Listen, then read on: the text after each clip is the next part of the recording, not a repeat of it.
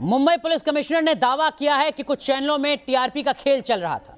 उन्होंने बताया कि कैसे चैनलों में टीआरपी मैनिपुलेशन किया जा रहा था। मुंबई पुलिस कमिश्नर ने रिपब्लिक टीवी जैसे चैनलों का नाम लेकर दावा किया था। हालांकि इन दावों को रिपब्लिक टीवी ने पूरी तरह से खारिज किया है।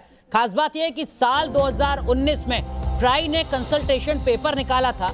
ट्राई में पारदर्शिता लाने के लिए सुझाव मांगे गए थे। इसी की गंभीरता को समझते हुए न्यूज नेशन अकेला ऐसा जिम्मेदार चैनल था जिसने 28 फरवरी 2019 को एक पत्र लिखकर अपने सुझाव ट्राई को सौंपे थे, क्योंकि टीआरपी का सिस्टम ठीक काम नहीं कर रहा था। इसे पारदर्शी बनाए जाने की जरूरत थी। हमारे सुझाव पर ओपन हाउस डिस्कशन हुआ, जिस पर अकेले न्यूज नेशन ने सिस्टम में सुधार की जरूरतों पर जोर दिया था। और अब यही मामला एक बार फिर सुर्खियों में है। साल 2020 में जब टीआरपी को लेकर सवाल खड़े किए जा रहे हैं, अलग अलग तरीके के आरोप प्रत्यारोपों का सिलसिला शुरू हो चुका है। लेकिन क्यों पारदर्शिता की जरूरत है, यह समझना आपके लिए बेहद जरूरी है। किस तरीके से टीआरपी काम करता है और न्यूज नेशन ने टीआरपी के पूरे सिस्टम पर किस तरीके से सवाल खड़ा किया था, यह हम आपको समझाने की कोशिश करते हैं। खास पैनल हमारे साथ जुड़ चुका है। हमारे साथ मनोज गैरोला जी जुड़ रहे हैं, जो एडिटर इन चीफ है न्यूज नेशन नेटवर्क के। हमारे साथ सुधीर गुप्ता जी जुड़ रहे हैं, आप सचिव रह चुके हैं ट्राई के, एक अहम संस्था इस पूरे सुधार के लिहाज से। हमारे साथ वरिष्ठ पत्रकार एनके सिंह जी जुड़ चुके हैं, जो पूर्व महासचिव हैं बीईए के, एक ऐसी संस्था जो लगातार सुधार की बात करती रही है। लेकिन मनोज जी, सबसे पहले मैं आपसे समझना चाहूंगा सर, दर्शकों के जहन में यह सवाल हो सकता है कि 2019 में हमें ऐसा क्यों लग रहा था कि इस पूरे सिस्टम में सुधार की जरूरत है? ऐसा है, देखिए कि आज दो चैनल संदेह के घेरे में हैं, या मैं कहूं कि उनके अगेंस्ट चार्जेस हैं।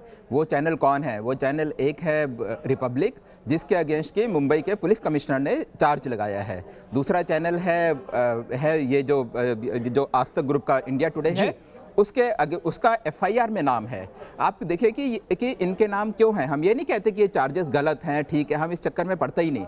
पर ये आज ये संभावना क्यों उठी हैं, वो इसलिए उठी हैं क्योंकि सिस्टम ट्रांसपेरेंट नहीं है, और यही सिस्टम के अगेंस्ट हम फाइट कर रहे हैं। अगर हमारी बात 2019 में मानी गई होती, 2019 में टीआरआई ने एक कंसल्टेशन प्रोसेस शुरू किया था। उस कंसल्टेशन प्रोसेस में पहला सवाल यही था कि क्या बार्क का एग्जिस्टिंग सिस्टम ट्रांसपेरेंट है। तो न्यूज़ नेशन एक अकेला चैनल था जिसने उस समय मुहिम चलाई थी कि नहीं, इस सिस्टम बिल्कुल भी ट्रांसपेरेंट नहीं है, इस सिस्टम को चेंज करना पड़ेगा। अगर हमारी बात उस समय मानी होती तो जो समस्या आज खड़ी हुई है वो कभी नहीं होती।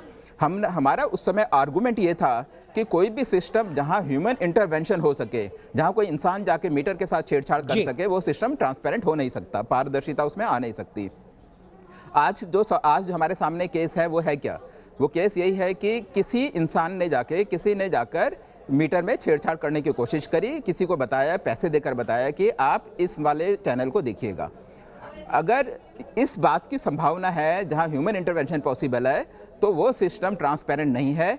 ये हमारा आर्गुमेंट उस समय था, यही आर्गुमेंट हमारा आज है। और अगर ये हमारी बात मानी होती तो ये समस्या नहीं होती। दूसरी बात मैं बताऊंगा कि इसमें हम सिर्फ अपनी रेटिंग ही ऊपर नहीं कर सकते। अगर मुझे किसी अपने कंपटीशन को अगर मेरे को फंसाना है, तो उसका सीधा सा तरीका है कि मैं किसी को जाके बोलूं कि भैया वहां जाकर वहां पैसे दो, और पैसे देकर बोलो कि आप इस पर्टिकुलर चैनल को देखो, और साथ ही साथ में पुलिस और बार्क को कंप्लेंट कर दूं। तो वो तो बेचारे को पता भी नहीं है, वो अपने आप ही फंस गया। तो अनुराग, पहली चीज तो इसमें ये है। दूसरी चीज, जो टीआरआई का ये जो है बार्क का जो टोटल स्ट्रक्चर है, बार्क का स्ट्रक्चर भी बड़ा अजीब सा है।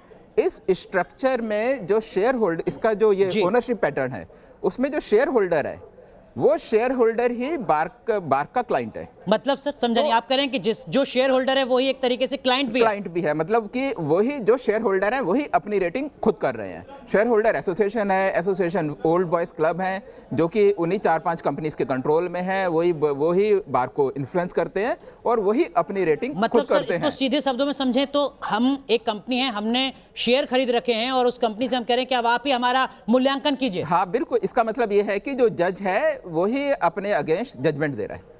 तो सीधी सी बात है।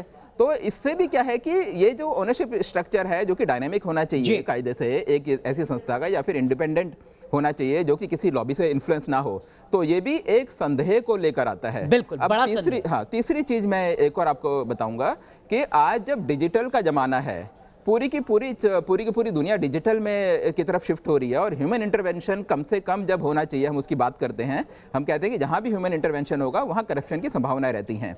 तो ऐसे में ये ऐसी क्या चीज़ है कि यहाँ हर कोई अपोज करता है। जिस समय हमने सिस्टम को ट्रांसपेरेंट करने की बात करी, कोई चैनल हमारे साथ खड़ा नहीं हुआ। उसके बाद TRI का ओपन हाउस सेशन हुआ, उस समय हम सिर्फ अकेले चैनल थे जो कि जिन्होंने कि ये वो आवाज़ उठाई। 70-80 चैनल वहाँ बैठे हुए थे, वो सारे के सारे हमारे अपोज में थे। किसी ने हमें वहाँ सपोर्ट नहीं करा। और उसके बाद क्या है, हम आज भी अपील करते हैं सारे टीवी चैनल को, सारे ब्रॉडकास्टर को कि अब जो हुआ सो हुआ, कम से कम आप हमारे साथ आइए, हम एक मुहिम छेड़ें कि सिस्टम को ट्रांसपेरेंट बनाए, डिजिटल बनाए, जैसे कि अभी US में हुआ है। एक नया जो एजेंसी आ गई है और उसने क्या करा है कि उसने वो डिजिटल बेस्ड सिस्टम करा है जिसमें कि रिवर्स डेटा पाथ बेस्ड है। बिल्कुल। सुधीर गुप्ता जी, सर आप तो ट्राई के सचिव रहे, जो बात यहां पर न्यूज नेशन की तरफ से कही जा रही है कि देखिए 2019 में हम अकेले थे जो यहां पर पारदर्शिता की आवाज उठा रहे थे, क्या रॉकेट साइंस है? क्या अब मौजूदा आरोप लगने के बाद, तमाम मामले सामने के आने के बाद आपको नहीं लगता कि एक व्यापक सुधार की जरूरत है, पहल होनी चाहिए? देखिए हमें तो लगता है, और इसीलिए 2018 में TRI ने एक कंसल्टेशन पेपर इशू किया था जी। बेसिकली उस कंसल्टेशन का जो मेन मुद्दा था, जो अभी बराला जी बता रहे हैं, वो ये था कि जो बार्क का जो फ्रेमवर्क है, वो फ्रेमवर्क में एक फंडामेंटल चेंज की बहुत सख्त जरूरत है। क्योंकि जो इस समय जो फ्रेमवर्क है उससे लोगों का एक तो उससे कॉन्फ्लिक्ट ऑफ इंटरेस्ट की बहुत बड़ी संभावना रहती है, क्रेडिबिलिटी की कमी है, ट्रांसपेरेंसी की कमी है और न्यूट्रलिटी की कमी है।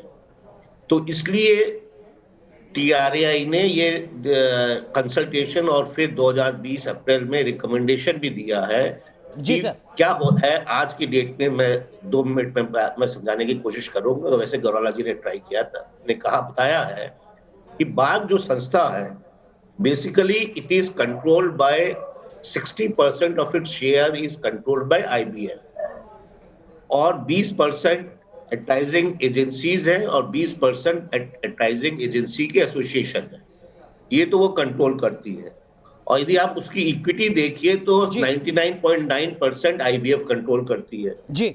ये तो वो हुआ कि जज भी वही है, जूरी भी वही है और सब कुछ वही है। बिल्कुल। और साथ में जो बाकी जो एजेंसी है जो ये मेजरमेंट पीपल्स मीटर लगाती है जी, जिसका नाम मेट्रोलॉजी प्राइवेट लिमिटेड है जी, वो 51% उसका शेयर होल्डिंग बार्क करती है के पास में है। तो देखिए जो वो है बार्क एक रिस्पॉन्सिबल है, फिर जो दूसरी एजेंसी जिसको काम दिया है उसको भी वो कंट्रोल करती है। बिल्कुल सर, तो पारदर्शिता तो बिल्कुल नजर ही नहीं आती है यहाँ पर, जिस तरीके का जिक्र आप यहाँ पर कर रहे हैं और जिस तरीके की जानकारी मनोज जी बता रहे थे। लेकिन NK सिंह सर, नुकसान किसका है? TRP में अगर पारदर्शिता नहीं है तो नुकसान क्या विज्ञापन देने वालों का है, क्या बाकी मीडिया हाउसेज का है, या दर्शकों का भी है जो इस वक्त आपको और हमें सुन रहे हैं?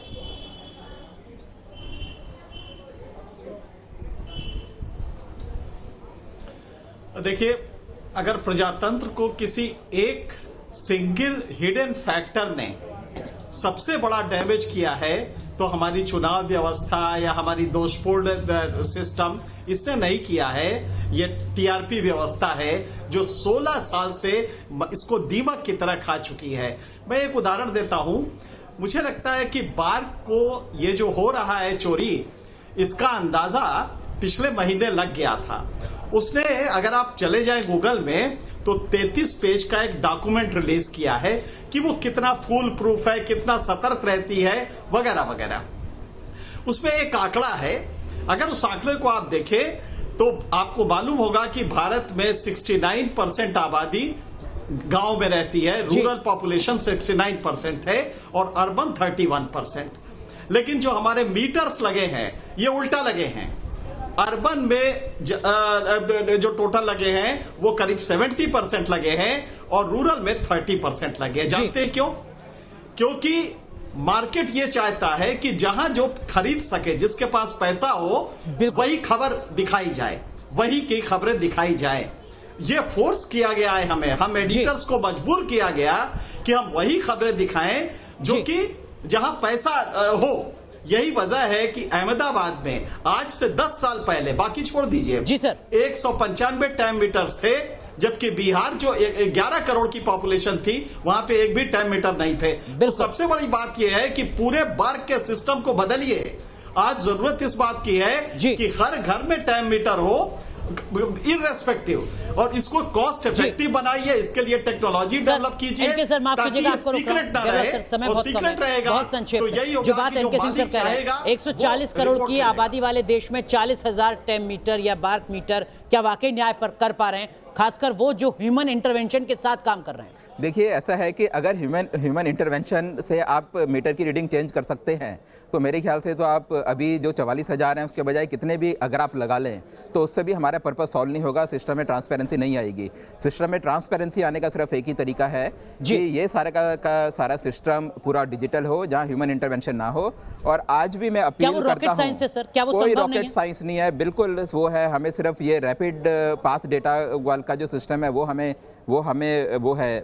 इम्प्लीमेंट करना है। मैं आज सारे टीवी चैनल के साथ अपील करता हूं कि आप आइए, हमारे साथ मिलिए, हम लोग मिलके काम करें और एक सिस्टम को ट्रांसपेरेंट बनाएं ताकि ये इस तरीके की संभावनाएं ना हो। और जो TRAI में सुधीर गुप्ता जी ने जो काम करा है इस सिस्टम को जो ट्रांसपेरेंट बनाने के लिए जो उन्होंने एक अपनी मुहिम छेड़ी थी, हम उसके साथ चलें। तो अभी बहुत ज्यादा देर नहीं हुई है इन आरोप प्रत्यारोपों के बीच, इन बड़े खुलासों के बीच। अब ये जिम्मेदारी बाकी चैनल्स के संपादकों की है, मालिकों की है कि वो भी इसी तरीके से आगे आए, जैसे कि फरवरी 2019 में न्यूज नेशन आगे आया था ये कहते हुए कि टीआरपी में पारदर्शिता की जरूरत है। आप तीनों का बहुत बहुत शुक्रिया टीआरपी के इस पूरे खेल को बेहतर तरीके से समझाने के लिए।